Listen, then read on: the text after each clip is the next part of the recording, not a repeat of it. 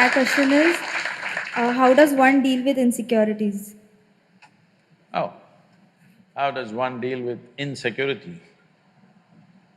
Life is insecure. There is no security about life because… Shall I reveal a secret to you? However young and healthy you are, you're going to die one day. I'll bless you with a long life, but you will die one day. Is it okay? Is it okay? No?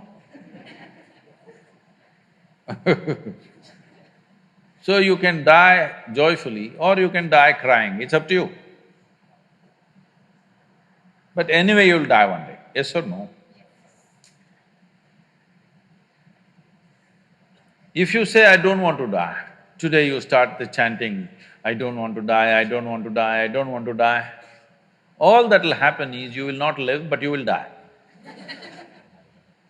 Yes? The fear, I don't want to die, will make you not live, but it will not make you not die. Anyway, you will die.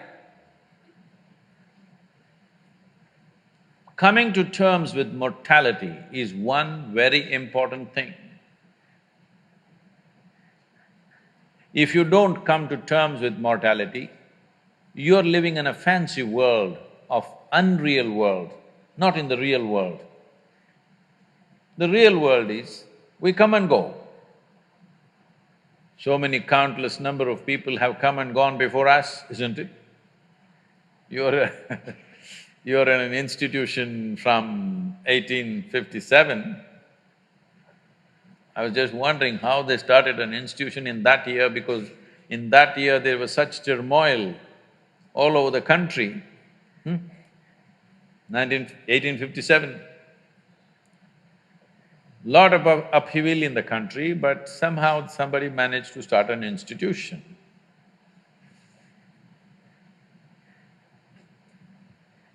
The soil that you're walking upon, we don't know how many people are buried. Yes or no? All these countless people, number of people who walked this planet before you and me, where are they? They're all topsoil. Yes or no? This will also become topsoil one day, unless your friends choose to bury you real deep, fearing you may raise from the dead. There have been certain instances. This happened. There was an old couple in Texas, over 75 years of age. It was their dream to go to the Holy Land or the Jerusalem. But because of business and then children growing up, going to the university and their marriages and da-da-da, they never made it. When they're over 75 years of age, they made the trip to Jerusalem. Jerusalem is a place where every cobblestone reeks of history. So they walked that pathway where Jesus is supposed to have walked, they went to that place where he's supposed to have walked on the water, and many things like this. They were overwhelmed by this whole experience. And unfortunately, the lady had a heart attack and she died. Then the man was preparing to take her body back to Texas. But then the local people approached and said, see, Jerusalem is the Holy Land. This is the right place to die. She's done the right thing. So let's do all the rituals here and bury her here.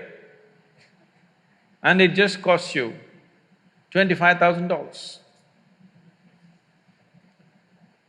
Because if you take her back to Texas, just the transportation costs $18,000 and local charges, and in America the cemetery charges are very heavy.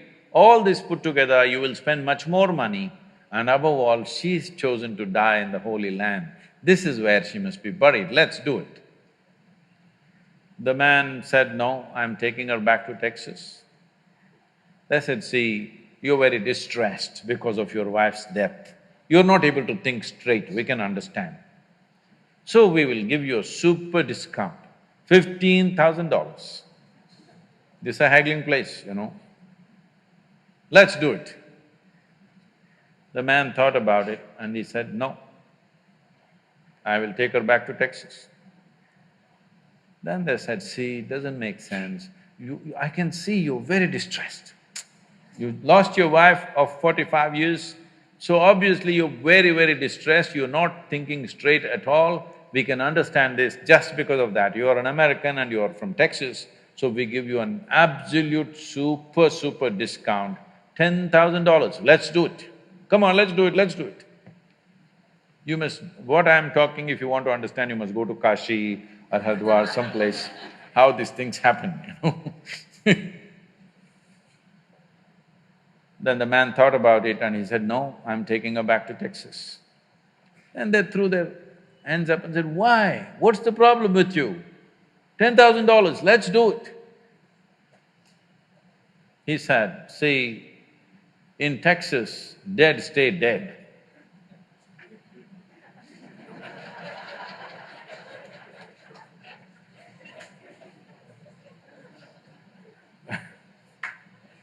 So,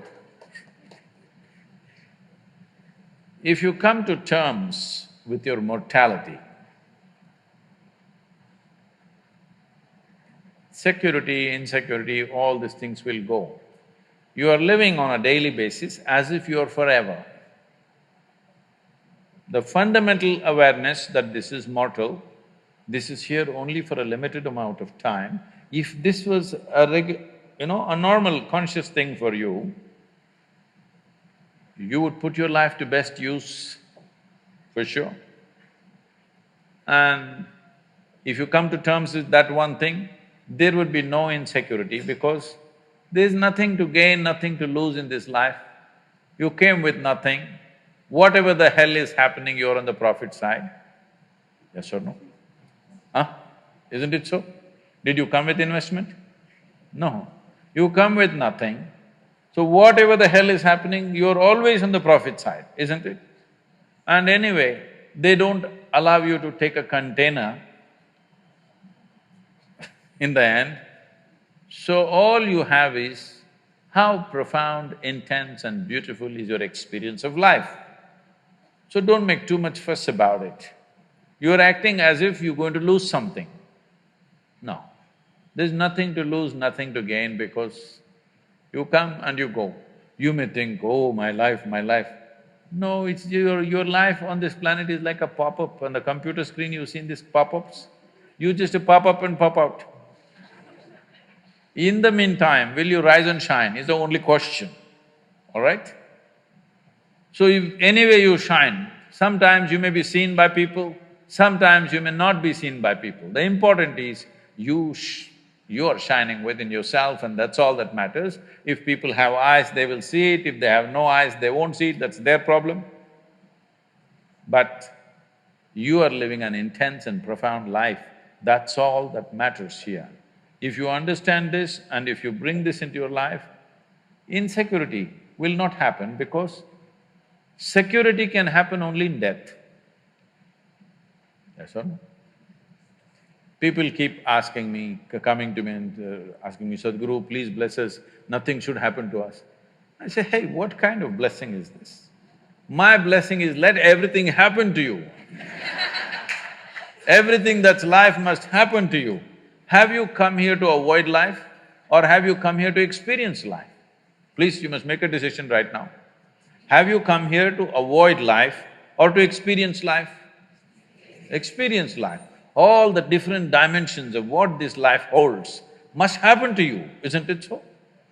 If you come to avoid life, there's an ocean right here. You can jump into the ocean. See, if you want to avoid life, you must die. It's a more efficient way of doing things, isn't it? You're alive and you try to avoid life, it'll become miserable. If you feel insecure, that's what you will do. You will try to avoid life.